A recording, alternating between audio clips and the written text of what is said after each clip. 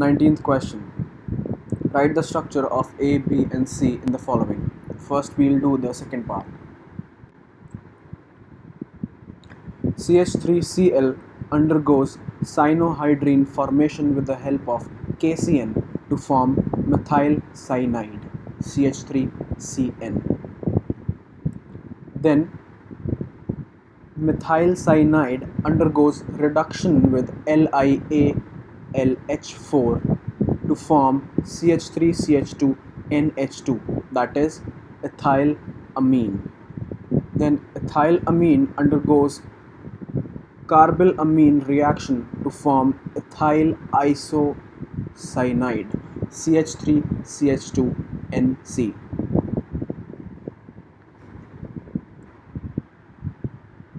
Now the first part. C6H5CONH2 undergoes Hoffman bromide reaction to form aniline. Then aniline undergoes diazotization to form benzene diazonium chloride. Then benzene diazonium chloride undergoes reaction with Ki to form iodobenzene.